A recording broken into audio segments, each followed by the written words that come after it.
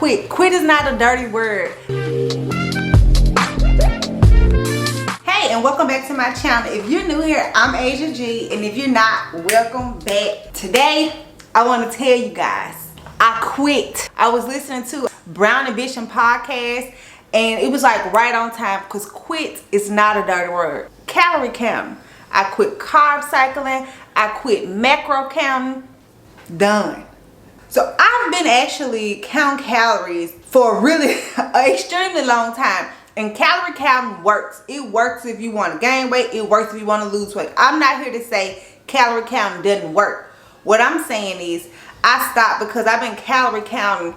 I know in January I probably hit like 1,000 and something days in MyFitnessPal. It's like a streak for counting calories. And if you watch like the first video of the year saying like what my fitness goals were for 2022, I was using 2 calorie counters. Then I was using MyFitnessPal, and then I started using Card Manager so that I can macro count. I would say for the past 6 months, for sure starting in like January of this year, I was trying to be more strict, strategic, and disciplined with my nutrition. So I was calorie counting. I tried carb cycling, which was okay for a little while, but not quite successful with me.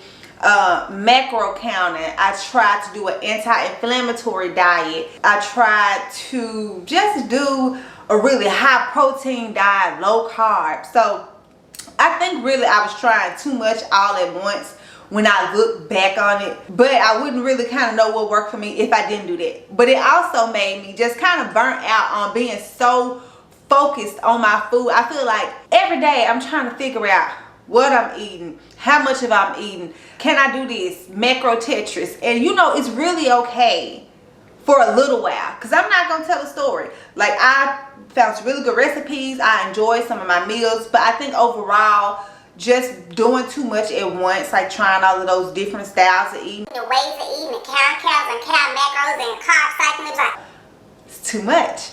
Too much.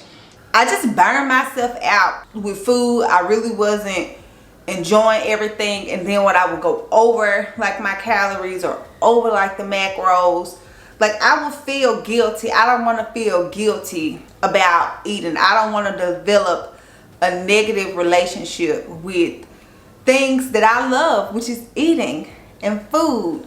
I don't want like my fitness to be a place where I feel anxious about stuff. But I do think I started too many things at once. And maybe if I would have only stuck with carb cycling, or only stuck with macro count, or only stuck with calorie count, or didn't worry about any of that and just tried a anti-inflammatory diet, like just focused on one thing, I wouldn't have felt like so stressed. It felt like my food options went from this to this to this. Some of that is my fault because I was doing too much. I can admit I was doing too much. That's why I quit. I was doing too much.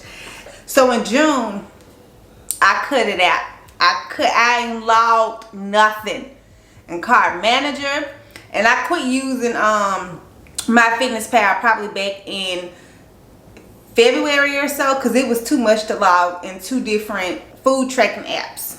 You know, I didn't have to do that, but anyway, it proved to be too much for me, so I stopped. Now I have picked up some weight. I'm what, 130 or so, maybe 2 pounds since April. But I will say in December I was 119. Overall, I done picked up like 11 pounds over the past 6 months or so. But it look good on me.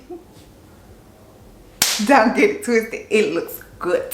But I wanted to talk about the main reasons that I really kind of stopped. So one, I wasn't very creative with my meals when I was carb cycling, macro counting. Like, I enjoyed the foods that I was eating, but there was not enough variety. And if I'm honest, I was really carb cycling and macro counting, of course, to build muscle, which I feel like that I can still do without being so specific like with my macros. But I wanted a flat stomach.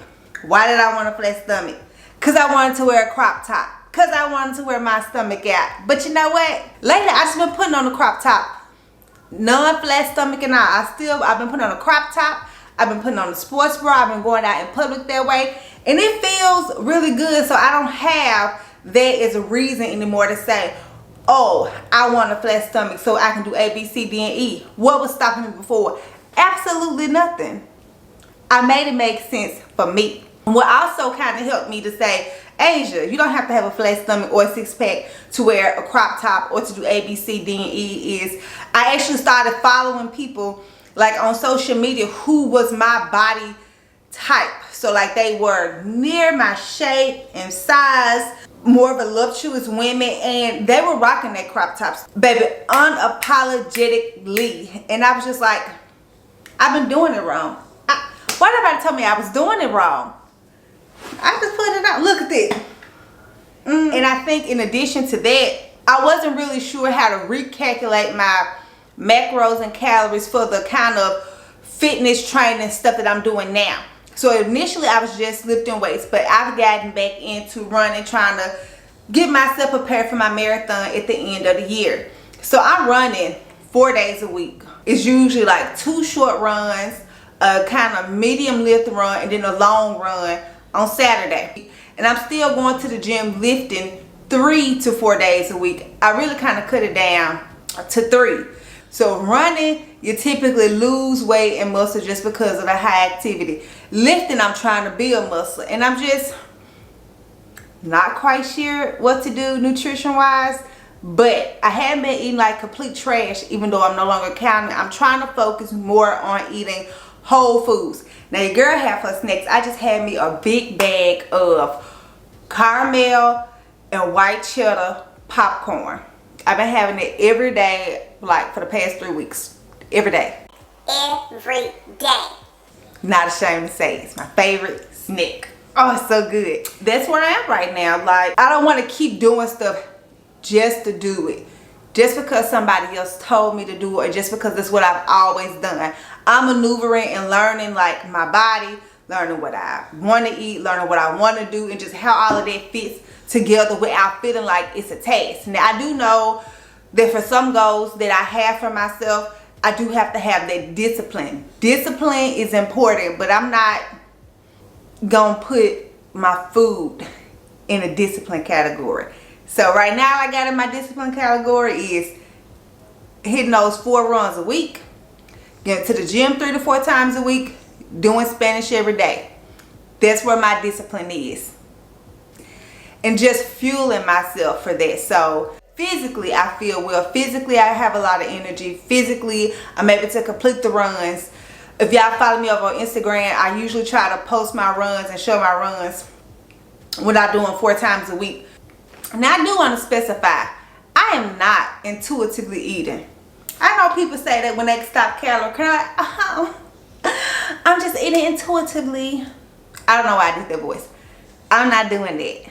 I'm just eating on how I feel, and I give in to cravings. But I still have like that background knowledge of all those years of tracking calories. So I'm kind of mostly familiar with calories that's within food, what the meals typically look like, portion size. And I was introduced to macro count a few months ago, so I still have like that limited knowledge as well. So I'm not just all off here off the rails, and I'm not telling you to go off the rails.